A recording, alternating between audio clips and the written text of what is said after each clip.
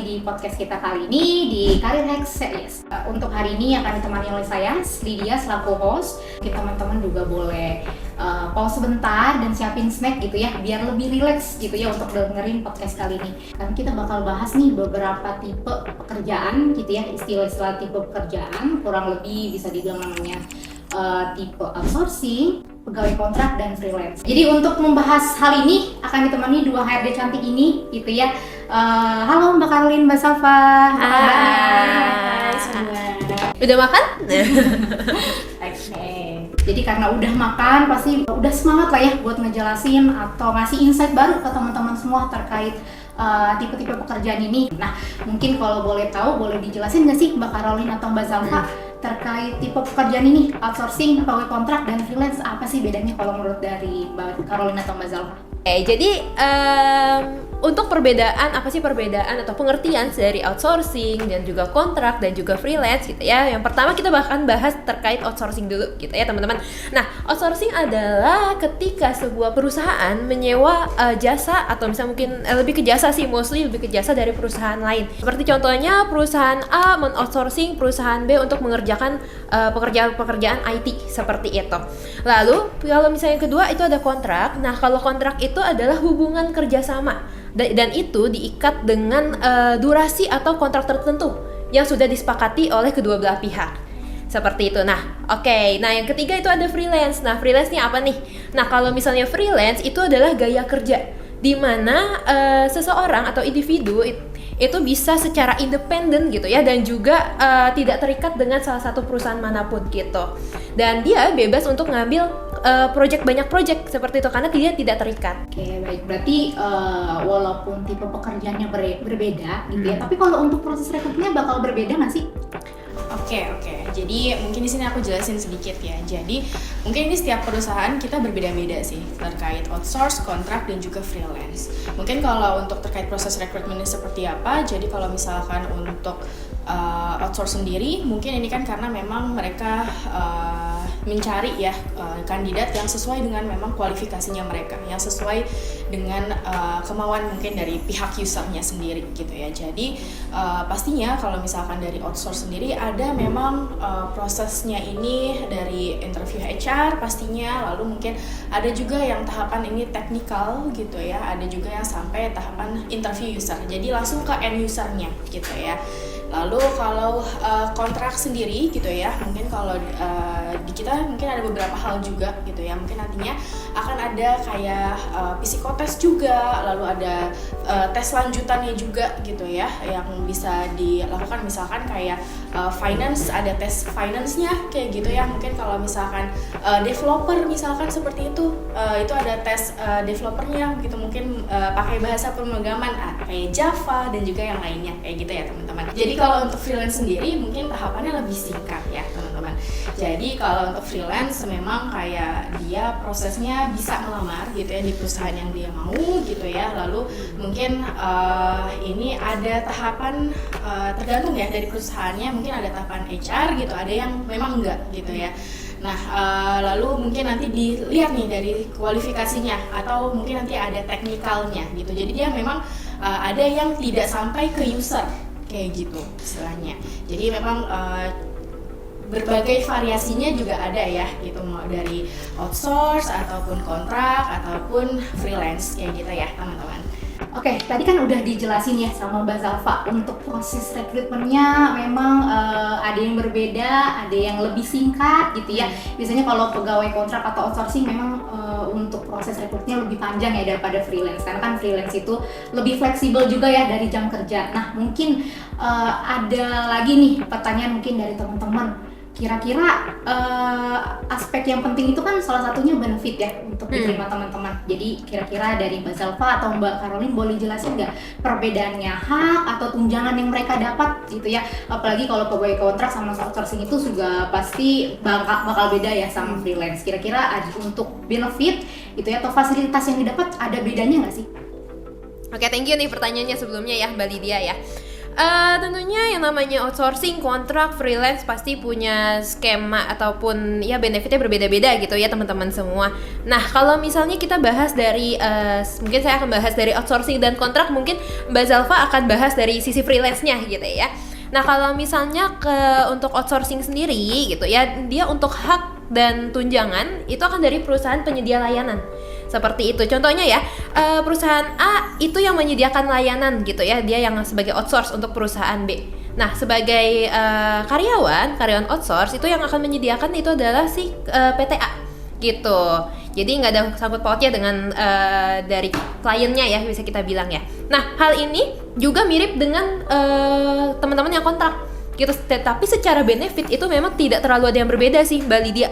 Gitu. Jadi memang akan balik lagi kalau misalnya untuk teman-teman yang kontrak itu akan balik lagi ke perjanjian PKWT mereka seperti itu, yang masuk di dalam kontrak itu apa aja. Maupun teman-teman bisa tanya ke HRD-nya ketika nanti ngobrol gitu ya. Secara benefitnya seperti apa itu bisa banget kok teman-teman ditanyain ke HRD-nya biar jelas dari awal istilahnya gitu. Jadi tadi kan sudah dijelasin ya sama Mbak Caroline ya terkait outsource dan juga terkait kontrak gitu ya. Mungkin saya di sini mau jelasin juga terkait freelance itu nanti benefitnya itu apa gitu ya. Jadi kalau untuk freelance sendiri memang sebetulnya ini tidak mendapatkan tunjangan dari klien mereka gitu ya. Jadi memang mereka lebih bertanggung jawab atas kayak asuransi mereka sendiri gitu ya. Lalu uang pensiun dan manfaat lainnya mungkin ya yang mereka tanggung sendiri gitu ya nantinya. Jadi kan tadi udah dijelasin ya, kira-kira benefit atau tunjangan apa yang didapat di pegawai kontrak, outsourcing, dan freelance gitu ya. Kira-kira nih dari Mbak Caroline atau Mbak Zalfa, untuk freelance sama pegawai kontrak dan outsourcing, kalau dari secara aset akan berbeda juga nggak sih? Misalnya kan kalau di pegawai kontrak atau outsourcing itu karyawan kadang mendapatkan aset fasilitas mungkin laptop atau handphone gitu ya untuk pekerjaan mereka lah di sana gitu ya. Kira-kira kalau freelance dapat juga nggak sih Mbak? Jadi kalau misalkan freelance dapat juga nggak sih aset-aset gitu ya? Tadi seperti yang saya udah jelasin ya teman-teman. Jadi ada beberapa aset ini gitu untuk freelance ini mungkin yang dipinjamkan gitu ya. Jadi kita banyak banget gitu ya mengadakan freelance di luar kota gitu ya. Mungkin kayak di Kalimantan kayak gitu, lalu ada di Jawa gitu ya, dan juga yang lainnya gitu ya. Dan kalau misalkan mereka butuh seperti misalnya ya, contohnya kita ada kebutuhan freelance network engineer misalkan seperti itu, kita akan mungkin menyediakan gitu ya teman-teman untuk tools mereka seperti kabel konsolnya. Kalau misalkan memang mereka tidak punya, biasanya dari kita akan meminjamkan gitu ya untuk toolsnya gitu. Dan juga mungkin kalau untuk laptop pastinya itu laptop pribadi ya di sana gitu ya. Jadi yang mereka punya itu harus digunakan. Tapi kalau misalkan ada tools gitu ya yang mereka memang ada gitu dan memang disuruh bawa gitu ya, itu memang itu kewajiban mereka gitu ya untuk membawa. Tapi memang ada tools juga yang memang sifatnya di reimburse gitu ya. Mungkin seperti kayak untuk kabel kayak gitu ya, ataupun yang lainnya misalkan seperti itu. Kayak gitu sih teman-teman. Oke, jadi udah dijelasin nih tadi tentang benefit yang bakal didapat dari tipe pekerjaan tersebut. Nah, mungkin sebagai HRD P3 Karya Informasi, keuntungannya dari pelamar apa aja sih dari 3 tipe pekerjaan tersebut, Mbak Caroline, Mbak Zalfa? Oke, nah teman-teman kalau misalnya dari keuntungan dari segi pelamar, kenapa sih? Mungkin ini juga bisa jadi bahan pertimbangan nih. Mungkin teman-teman mau mulai berkarir di Graha mungkin ya, ataupun di outsourcing gitu ya. Nah, kalau misalnya di outsourcing gitu ya, dan juga sebagai karyawan outsourcing dan juga kontrak, kalau misalnya di outsourcing ataupun kontrak itu memang dia ada beberapa outsourcing itu yang bisa dijadikan karyawan tetap atau ya dinaikkan lah secara ada jenjang karirnya seperti itu, maupun juga kontrak juga ada. Tapi ini kita nggak bisa samain rata ke semua perusahaan ya teman-teman, karena balik lagi nih di setiap perusahaan mungkin punya kebijakannya masing-masing seperti itu. Dan juga kalau di Graha contohnya adalah teman-teman misalnya daftar untuk data analis gitu di Graha, tapi ternyata kita sudah ajuin untuk ke project A misalnya untuk di PTX itu nggak lolos gitu. Berarti ini saya harus ngulang apa gimana, apa nggak bisa diajuin lagi gitu ya. Tapi kok di Graha itu bisa. andaikan teman-teman nggak lolos untuk screening CV oleh user di PTA, kita bisa langsung ajuin ke banyak project yang lagi running di kita, tentunya sesuai dengan career path-nya teman-teman, seperti itu. Nah, kalau misalnya di freelance sendiri justru itu wah benefitnya banyak banget sih Mbak Lydia ya. Karena di freelance itu dia kan tidak terikat ya terutama. Jadi kalau misalnya mungkin tahun ini mau ngejar beli rumah gitu ya barangkali, jadinya bisa mungkin ngambil banyak ke project-project seperti itu. Contohnya, oh saya mau sebulan mau ambil 50 project gitu ya, itu bisa banget. Seperti itu sih, mungkin benefitnya juga lebih fleksibel dari secara waktu dan juga tempat, mobilisasi, itu kan dia tidak terikat, seperti itu sih Mbak Lydia. Berarti udah dijelasin ya tadi terkait keuntungan dari segi pelamarnya. Nah, mungkin kalau untuk dari segi perusahaannya, kenapa ada 3 tipe pekerjaan tersebut pasti beda dong gitu ya. Boleh dijelasin nggak sih kalau keuntungan dari segi perusahaan apa aja sih Mbak Caroline, Mbak Zalfa? Oke, jadi kalau untuk outsourcing mungkin contohnya kayak gimana gitu ya. Jadi misalkan kayak di perusahaan kesehatan gitu ya. Jadi perusahaan kesehatan ini membutuhkan kayak orang IT nih di dalamnya. Mungkin kayak harus butuh ya untuk networknya ataupun IT-nya kayak gitu ya. Jadi mereka bisa meminta untuk perusahaan outsource gitu ya, mencarikan kandidat sesuai dengan kualifikasi mereka gitu ya, yang mereka inginkan. Mungkin ada yang troubleshoot dari sisi network dan juga yang lain sebagainya. Oke, kalau untuk kontrak gitu ya, untuk keuntungannya sendiri seperti apa ya gitu. Jadi kalau untuk keuntungannya sendiri ini memungkinkan gitu ya untuk perusahaan ini mendapatkan keterampilan khusus gitu ya. Jadi kayak untuk jangka waktu tertentu lah gitu ya, atau tanpa komitmen jangka panjang nantinya. Oke, jadi kalau untuk freelance gitu ya, kalau untuk freelance sendiri ini keuntungannya pastinya untuk fleksibilitasnya itu tinggi gitu ya dalam memilih suatu proyek gitu. Contohnya gitu ya, dia kayak kerja nih office hour gitu ya, dari pagi sampai sore gitu ya, dari jam 8 sampai dengan jam 5 misalkan seperti itu. Nah, dia bisa ikut freelance gitu ya, mungkin di jam-jam yang di luar jam kerjanya kayak gitu teman-teman. Oke, jadi tadi kan udah dijelasin ya sama Mbak Caroline sama Mbak Zalfa kira-kira untuk keuntungan dari pelamar sama dari segi perusahaannya gitu ya. Nah, mungkin ada pertanyaan berikutnya lagi nih Mbak Zalfa, Caroline. Kira-kira kapan sih perusahaan sebaiknya memilih outsourcing daripada pekerja kontrak sama freelance? Oke, thank you. Good question nih dari Mbak Lydia. Kapan sih perusahaan milih outsourcing gitu ya? Di saat mereka mau menghemat biaya dan waktu. Mungkin kan kalau misalnya ada project mendadak gitu ya, wah untuk nge-hire itu butuh waktu yang lama gitu ya. Sementara project udah mau running nih. Nah, itulah saatnya mereka cari kita ini sebagai outsourcing gitu ya istilahnya. Gitu Bu ya, membuat untuk ngehemat biaya dan juga waktu gitu ya, dan mereka tuh bisa menyerahkan tugas-tugas yang lainnya gitu loh, yang bukan bisnis unitnya mereka gitu ke pihak ketiga tanpa mengganggu operasional yang ada di sana. Oke, berarti kalau keuntungannya dari perusahaan klien, berarti kalau untuk urusan payroll berarti outsourcing ya yang akan handle itu berarti ya, Mbak Caroline ya? Oh, kalau misalnya mungkin bingung gitu ya, mungkin dari internal, oh nggak ada yang bisa payroll, bisa juga. Bisa kok. Kalau untuk perusahaan outsourcing sangat membantu banget ya. Yes. Untuk perusahaan klien gitu ya, atau company yang di luar sana pengen pakai jasa kita ya. Betul banget. Oke, baik. Mungkin pertanyaan yang terakhir nih. Contohnya nih mungkin saya lagi kuliah gitu ya. Nah, karena lagi pengen kuliah ini tapi pengen cari pemasukan gitu ya. Tapi kan untuk jadwal kuliah itu ada yang kelas karyawan, ada yang kelas reguler. Kira-kira boleh kasih referensi nggak nih Mbak Caroline atau Mbak Zalfa? Kalau untuk pekerjaan yang bisa jam kerjanya itu lebih fleksibel tuh lebih enak pekerja kontrak atau freelance sih Mbak Caroline, Mbak Zalfa? Jadi kalau untuk anak kuliahan apa sih yang cocok gitu guys sih? Oke, jadi kalau misalkan untuk anak kuliahan tadi kan Mbak Lydia juga sudah sempat bilang pastinya ada kelas yang reguler, ada juga kelas yang memang yang bisa kelas malam atau kelas karyawan gitu ya teman-teman. Nah, ada juga yang memang sifatnya kelasnya ini karyawan tapi full juga online gitu ya. Jadi kuliahnya memang full online gitu ya sehari-harinya gitu. Ada yang seperti itu juga gitu. Nah, ini pastinya tergantung nih Mbak Lydia ya gitu ya, bagusnya yang mana gitu. Jadi Ini untuk kontrak bisa gitu, dan juga pastinya untuk freelance bisa. Mungkin kalau untuk kontrak saya menyarankan gitu untuk kalian mahasiswa yang dimana kalian ini kuliahnya itu kelas karyawan gitu ya. Jadi tidak mengganggu ya untuk pekerjaan kalian sendiri gitu nantinya. Gitu kan mungkin jam kerja kan bisa dari jam pagi ya, dari jam 8 sampai dengan jam 5 sore atau jam 6 sore gitu. Lalu bisa dilanjutkan dengan kuliah malamnya gitu, atau mungkin kuliah online juga gitu ya. Dan bahkan gitu ya, mungkin secara fleksibilitas mungkin lebih fleksibel lagi yang online ya Mbak Lydia ya. Jadi kalau untuk online sendiri mungkin dia juga bisa dapatnya yang kontrak ini yang mungkin secara shifting. Oke, jadi teman-teman kalau misalkan untuk kelas reguler ya gitu. Jadi kalau untuk kelas biasa kan biasanya reguler itu dia dari pagi sampai sore ya gitu waktunya. Nah untuk fleksibilitasnya mungkin itu pekerjaan yang lebih ke arah freelance kayak gitu ya.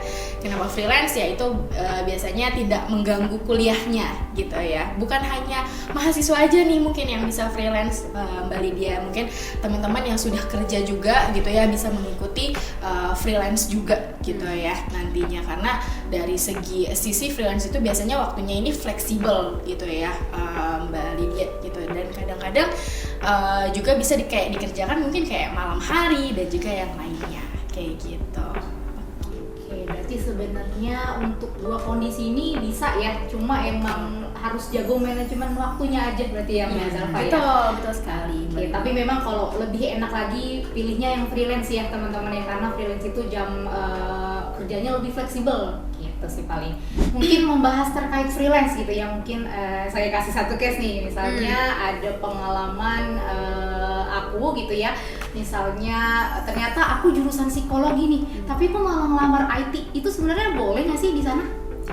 Oke, jadi teman-teman gitu ya, don't worry gitu ya kalau misalkan untuk freelance gitu ya, seperti itu. Jadi mungkin teman-teman ini ada yang punya basic skill gitu ya di IT gitu ya, walaupun jurusannya itu psikologi kayak gitu ya.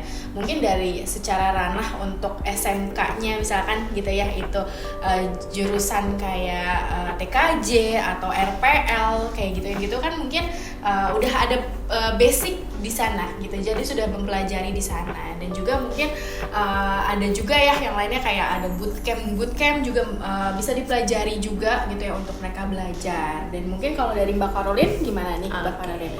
Satu paham sih dengan Mbak Zalfa ya. Yang penting dia mungkin dari kuliahnya psikologi, ternyata SMA-nya TKJ gitu ya, itu udah pasti kan belajar basic-basic yang Mbak Zalfa, instalasi dan sebagainya, itu udah pasti gitu ya. Ataupun mereka punya sertifikasi khusus gitu, misalnya sertifikasi untuk course mungkin IT support, atau contohnya ada CCNA gitu ya barangkali gitu kan, anak zaman sekarang tuh demen banget ya ikut bootcamp gitu ya. Itu bisa banget sih gitu untuk mereka nyari freelance, atau mungkin kedepannya career switch justru. Tadi Mbak Caroline, Mbak Zalfa sering singgung training atau course ya, di kita Geraha Karya Informasi juga ada training gitu ya, training CCNA salah satunya ya. Jadi mungkin teman-teman di rumah kalau misalnya memang mau daftar gitu ya, jangan lupa untuk stay tune juga di Instagramnya Geraha Karya Informasi. Di situ banyak banget info-info menarik terkait training gitu ya. Kadang-kadang juga ada lowongan pekerjaan juga dari Geraha Karya Informasi. Oke, jadi untuk trainingnya juga ada beberapa yang free guys gitu. Jadi biasanya kita lewat Zoom meeting gitu ya. Jadi teman-teman bisa join di sana mungkin untuk mempelajari kayak CCNA kayak gitu, untuk mempelajari di sana. Kayak gitu sih teman-teman. Dan kuotanya terbatas teman-teman, jadi jangan sampai ke skip ya, karena sayang banget gak sih gitu kan kalau misalnya ada training tapi ternyata lupa gitu. Lumayan banget Ya kalau Yes. nggak ikut apalagi free, zaman sekarang gratis. Iya jangan. Oke, Geraha Karya Informasi ini kan juga termasuk outsourcing ya, apalagi di bidang IT. Pasti ada dong posisi-posisi yang mungkin sedang dibutuhkan nih di Geraha Karya Informasi. Kira-kira apa aja? Boleh mungkin sekalian iklan, Mbak Caroline, Mbak Zalfa? Oke, nah kalau di Geraha Karya kita memang lebih banyak di IT ya untuk proyekan-proyekannya ya Mbak Zalfa. Di kita kalau untuk IT itu dari A sampai Z itu memang kita ada untuk semua posisi, karena memang project di kita runningnya cukup sering ya Mbak, untuk project SLA-nya di kita itu cukup sering gitu ya. Jadi buat teman-teman yang mulai dari berkarir sebagai freelance IT support gitu ya, sampai mungkin network engineer CCNA gitu ya, yang punya teman-teman yang punya network CCNA gitu ya, boleh banget lamar di kita. Lalu ada .NET developer full stack gitu ya, baik back end maupun front end, lalu UAT tester dan teman-temannya gitu. Oke, bukan hanya IT aja nih teman-teman. Jadi kalau di kita memang ada beberapa posisi yang non IT juga gitu ya di PT Geraha Karya Informasi ini. Oke, jadi mungkin ada teman-teman yang di bidang finance gitu ya, bisa melamar ke kami juga ya, finance and administration staff gitu ya. Dan juga kita ada juga untuk project-project admin juga gitu ya. Jadi memang ada beberapa juga nih teman-teman gitu ya, yang memang kita posisinya ini bukan IT. Nah, cara daftarnya gimana nih Mbak Zalfa? Kita lempar kembali dia, gimana Mbak Lydia untuk daftarnya? Teman-teman yang mau melamar di PT Geraha Karya Informasi bisa lihat email di bawah ini. Dan untuk subjeknya boleh ditulis untuk nama strip posisi ya teman-teman, biar kita bisa langsung sortir dari posisi-posisinya teman-teman. Dan untuk di kita kalau misalnya memang sesuai dengan project yang ada yang running di kita, akan kita langsung sortir dan kita langsung hubungi teman-teman semua. Pastikan untuk nomor WA yang ada tercantum gitu ya di CV teman-teman itu bisa di WA seperti itu, untuk memudahkan kita sebagai HR untuk menghubungi teman-teman semua. Tadi kan juga udah dibahas ya tipe-tipe dan perbedaan antara freelance, outsourcing sama kontrak ya. Betul. Mbak Zalfa. Nah teman-teman di rumah udah nggak perlu bingung lagi gitu ya untuk nentuin pilihan kira-kira tipe mana sih yang cocok sesuai kebutuhan teman-teman sekalian gitu ya. Mungkin teman-teman yang baru di bangku kuliah atau baru mau masuk di dunia kerja udah nggak perlu worry lagi. Kita udah jelasin dari segi fleksibel waktunya, durasi kerjanya, benefitnya dan fasilitasnya juga sudah gitu. Oke, mungkin dari Mbak Carolina dan Mbak Zalfa boleh kasih karir hacks atau tips and trick nih seputar dunia kerja. Oke, kalau untuk tips and trick gitu ya untuk dunia kerja, yang pasti harus tahu minatnya seperti apa, itu yang udah pasti ya. Mungkin kan teman-teman mungkin ada yang IT-nya mungkin lebih ke arah network, boleh lamarnya ke network seperti itu. Yang mungkin relate dengan pengalaman-pengalaman sebelumnya, dan juga karir kedepannya teman-teman mau jadi apa sih, lebih ke arah sana. Dan juga di CV boleh dituliskan secara job desk-nya seperti apa gitu, karena biar kita juga tahu nih scope kerja kalian itu seperti apa sih di perusahaan sebelumnya. Dan juga mungkin biodata itu tentunya juga harus ada seperti itu kalau dari saya. Mungkin dari Mbak Zalfa? Oke, kalau untuk tips and trick dari aku, biasanya kita pastinya kalau misalkan melamar gitu di suatu perusahaan ini kan harus melihat ya pastinya perusahaan ini seperti apa, di bidang apa sih gitu ya, mungkin perusahaannya. Jadi kalian harus tahu nih gitu perusahaannya yang kalian lamar itu di bidang apa. Jangan sampai mungkin pada saat HR nanya gitu ya, kayak kamu tahu nggak gitu ya, mungkin terkait perusahaan ini kita di bidang apa, tapi kamu nggak tahu nih kayak mau jawab apa gitu. Jadi mungkin sebisa mungkin kamu udah tahu gitu ya perusahaannya itu di bidang apa gitu ya, pastinya biar kamu bisa research dulu gitu ya nantinya. Kayak kita sih. Oke, jadi mungkin untuk karir hacks atau tips and trick dari Mbak Carolina, Mbak Zalfa semoga berguna untuk teman-teman semua untuk persiapan masuk ke dunia kerja gitu ya. Dan mungkin kalau teman-teman punya ide-ide atau saran-saran gitu ya untuk pembahasan apa lagi sih yang seru buat kita bahas di podcast berikutnya atau series berikutnya, boleh komen aja di YouTube channel ini. Dan jangan lupa juga untuk tetap stay tune di YouTube channel PT Geraha Karya Informasi untuk info menarik lainnya. Oke, mungkin sekian dulu dari saya. Terima kasih dan bye-bye. Bye.